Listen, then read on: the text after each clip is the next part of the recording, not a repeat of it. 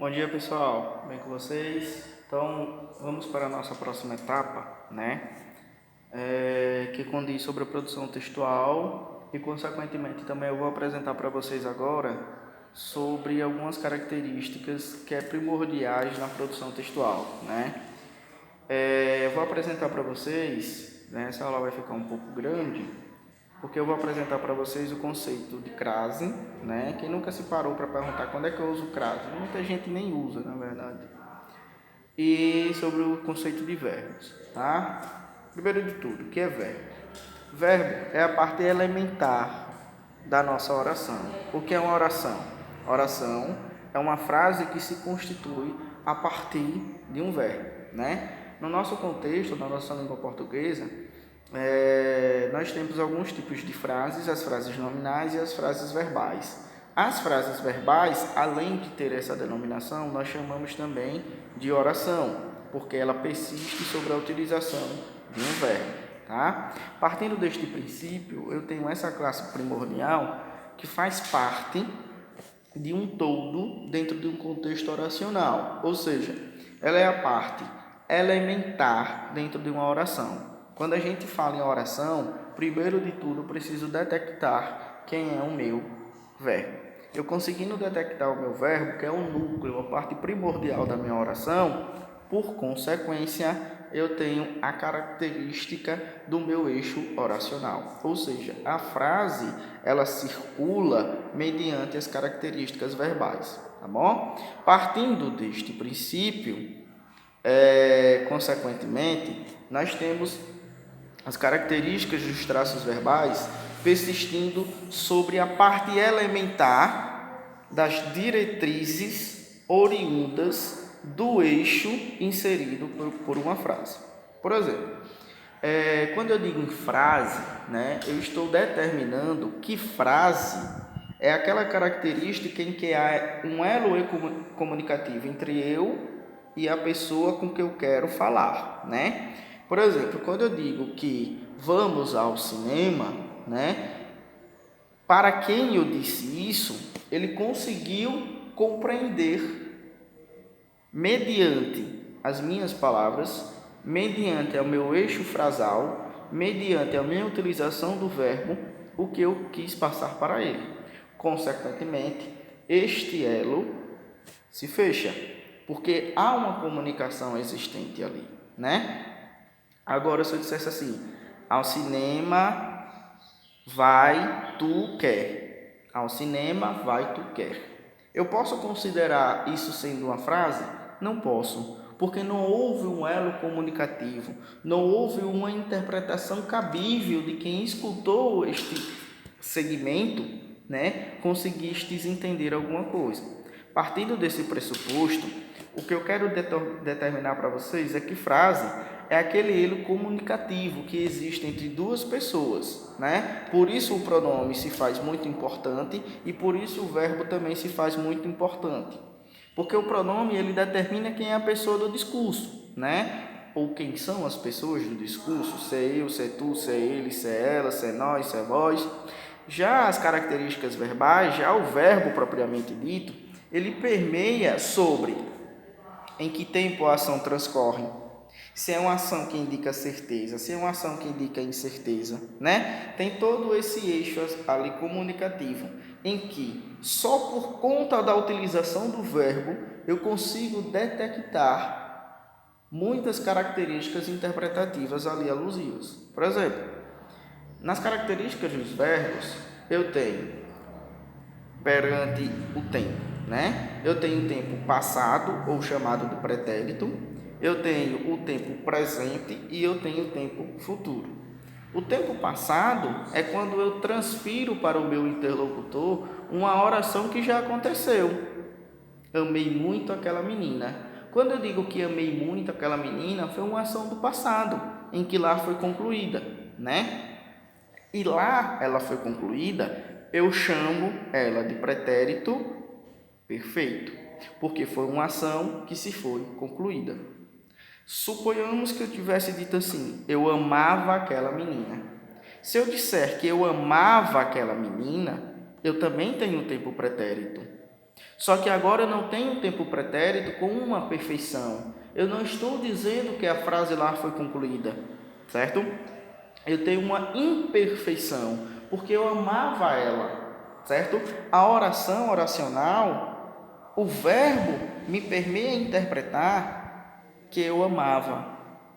Então eu tenho uma imperfeição. É o que nós chamamos de pretérito imperfeito. Então veja que o pretérito perfeito condiz com uma ação em que você disse no passado, que é o passado, né? Pretérito passado, só que uma ação que você transcreve da certeza, em que realmente a ação lá foi concluída. Já quando você diz que eu amava a menina, você não está afirmando que esta oração acabou por si só, né? É como se eu dissesse assim, olha, eu amei a Cristina. Pronto, uma ação que lá foi concluída. Uma ação do pretérito do passado perfeito, né? Uma ação que se concluiu no passado. Já quando eu digo assim, eu amava a Cristina quando a Sara chegou. Ou seja, a oração me diz que eu não amei a Cristina, eu amava ela, só que não foi concluída. Por consequência, chegou outra pessoa e aí eu passei a gostar mais desta outra pessoa, tá? Então você tem o pretérito, que indica uma ação do passado, certo? Você tem o presente, que é quando você diz assim, eu amo Ana. Eu estou afirmando que esta oração está sendo transcrita nesse exato momento, certo? Eu pego o meu telefone, eu pego o meu lápis, certo? Então você está transcendendo uma oração que você está fazendo nesse exato momento, né? Quando eu digo eu peguei meu lápis, eu estou dizendo uma ação do passado, uma ação do pretérito em que lá ela foi concluída. É como se eu dissesse assim, ó, eu afirmei que eu peguei o meu lápis. Já quando eu digo assim, eu pegava o meu lápis quando você me chamou.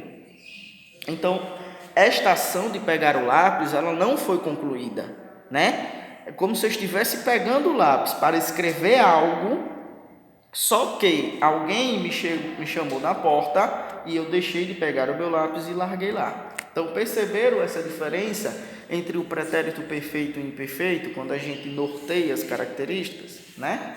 Uma outra pressuposição é sobre as ações do futuro, né? É algo que ainda vai acontecer. Eu pegarei o ônibus no horário previsto.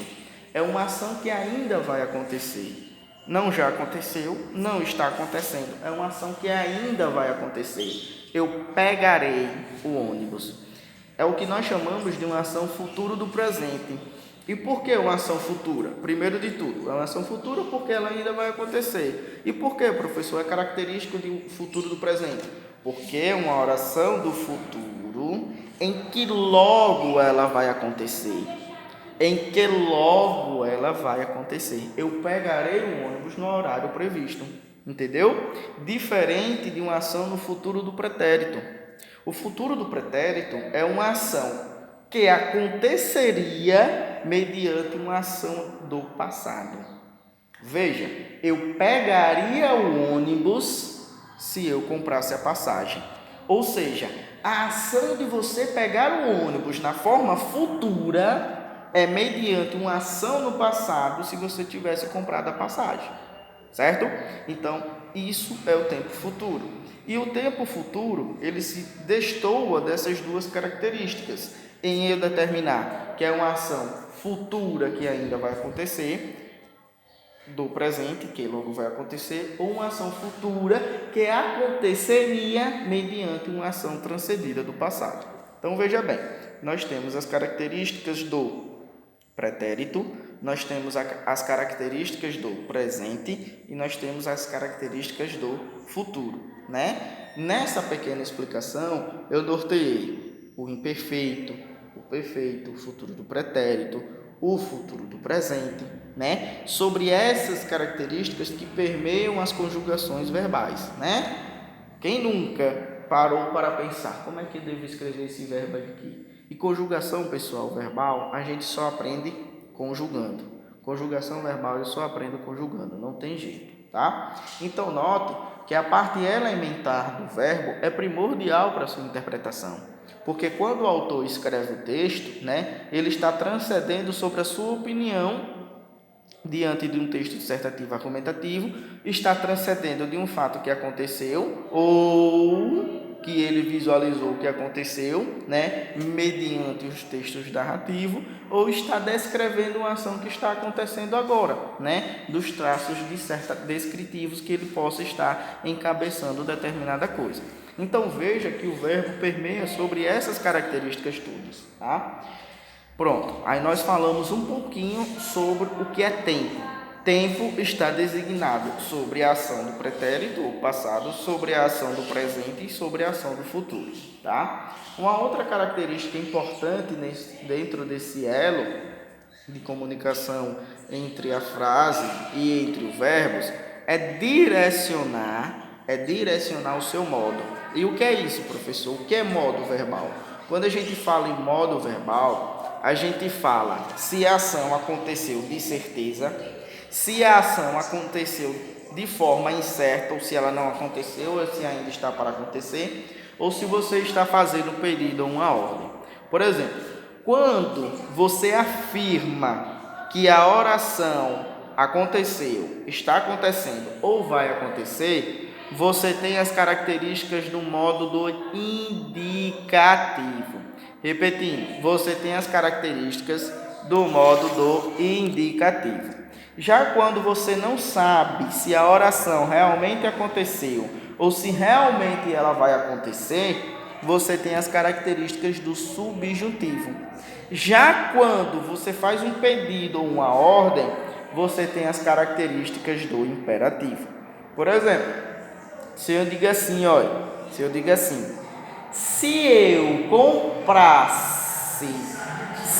comprasse a pizza, você viria comer comigo. Note que este verbo comprar é uma ação do passado. Eu teria que ter comprado já, né? E por que ela é caracterizada como modo do subjuntivo? Veja, se eu comprasse, eu poderia ter comprado ou não. Eu não estou afirmando que eu comprei. Se eu não afirmo na minha oração que eu comprei, eu estou partindo dos conceitos inerentes da classificação do modo do subjuntivo. Se eu afirmo que eu comprei, como por exemplo, eu comprei uma pizza, venha saboreá-la comigo. Se eu digo que eu comprei, uma ação também do passado, eu estou afirmando que eu comprei. E se eu afirmo que eu comprei, você tem as características do modo indicativo. Já se eu digo assim, olha, compre uma pizza para comermos juntos. Quando eu digo para você comprar a pizza, eu estou fazendo um pedido ou uma ordem. Repetindo, eu estou fazendo um pedido ou uma ordem, certo? Então veja que as características que se permeiam sobre a utilização dos verbos em seu modo, em seu tempo verbal, ele nos diz muito sobre os traços interpretativos de qualquer questão, de qualquer alusão que você possa dizer, né? Eu ouvia muito, né? Algumas cantadinhas aí nas redes sociais em que alguém diria assim: vige como eu queria você, vige como eu queria que você fosse minha namorada, meu namorado, né? Aí a pessoa respondia: se você queria, não quer mais, né? Então veja que é uma ação do futuro que deveria estar transcendida por uma ação do passado. Não é o futuro do presente, né? É o futuro do pretérito. E a pessoa diz: se você queria, meu amor, hoje você não quer mais. Por que a resposta era essa? Porque é uma ação futura que iria acontecer se algo tivesse sido transcrito lá no passado. Perceberam? Partindo deste princípio, pessoal, existem outras características também sobre os verbos, porque o verbo tem inúmeras características que a gente poderia estar aqui citando, né? E nesse pressuposto, nós temos também o que nós chamamos de transitividade verbal. E este tópico que eu vou topar agora, vale muito ressaltar para as nuances de crase que vocês vão aprender na próxima aula que eu vou disponibilizar. Veja, porque eu pensei em fazer uma unificação entre o verbo e a utilização da crase, só que não vai ser possível porque eu preciso dar esse norte sobre as diretrizes verbais, tá certo? Então veja, o que é predicação verbal? O que é transitividade verbal? Pessoal, transitividade verbal condiz com o complemento do verbo. Você tem um verbo, certo? Se este verbo exigir um complemento, ele vai ser transitivo direto ou indireto. Se ele não exigir complemento, ele vai ser um intransitivo. E se ele apenas estiver ligando os elementos do seu sujeito e da característica do sujeito, ele vai ser um verbo de ligação. Vamos aos exemplos para deixar de forma mais simples para vocês. Se eu digo assim, Paulo gosta de Ana. Quando eu digo que Paulo gosta de Ana, vocês percebem que quando eu digo o verbo gosta, eu preciso de um complemento. Porque quem gosta, gosta de alguém. Então, primeiro de tudo, se eu preciso de um complemento, eu estou falando de um verbo transitivo. Se eu preciso de um complemento, eu estou falando de um verbo transitivo. E o complemento deste verbo é Diana. E por que, professor, eu digo que este verbo é um transitivo indireto? Porque o complemento deste verbo é interligado à preposição de. E quais são as preposições? Eu tenho a preposição de, eu tenho a preposição com, para, ante, certo? Preposição é aquela classe de palavra invariável que serve apenas para poder dar aquele elo coesivo e de sentido ao texto. Suponhamos, lembra das nossas primeiras aulinhas lá, em que eu falei que normalmente na nossa gramática está enraizado que quem chega, chega a algum lugar. Só que o verbo chegar, ele exige o complemento de quê? Quem chega, chega a algum lugar e não em algum lugar. A mesma coisa acontece com o verbo ir. Quem vai, vai a algum lugar, né? Vou ao banheiro e não no banheiro. Consequentemente, você tem essas características de transitividade que permeia muito, mas muito mesmo na hora de uma produção textual, tá? Então veja bem, preposição, aquelas palavrinhas que servem apenas para fazer o elo coesivo para dar coerência e elas são invariáveis, né? Quais são as preposições mais usuais? De, a, para, com, certo? Então, quem gosta, gosta de alguma coisa. Repetindo, quem gosta, gosta de alguma coisa. Se você gosta de alguma coisa, você precisa ter um complemento, certo? Agora veja o verbo amar. Quem ama, ama alguém, né? Note que você não diz quem ama, ama a alguém, né? A alguém, parece até um gago, né? Mas não é. Quem ama, ama alguém. Então, Carlos ama Paula. Carlos ama Paula. Por que este verbo também é um verbo transitivo? Porque quem ama, ama alguém. Ama alguma coisa. Ama algo, né? Então, este complemento veio sem ser seguido de preposição. Veja o verbo assistir no sentido de ver, por exemplo. Eu assisti ao filme. Professor, por que eu assisti ao filme e não assisti o filme? Porque quem assiste, assiste a algo. Porque quem assiste, assiste a algo. E aí você precisa de um complemento. Se você precisa de um complemento, você tem o quê? Transitivo. Se você não precisa de complemento, você tem um verbo intransitivo, tá? Por exemplo, um conceito de verbo intransitivo. Nós temos a seguinte característica, né? Infelizmente, Carlos morreu. Infelizmente, Carlos morreu. Quando você tem o verbo morrer, você note que até até a conjuntura de que ele morreu, você consegue entender todo o eixo da frase. Diferente do verbo gostar. Eu gosto. Sim, meu filho, você gosta de quê?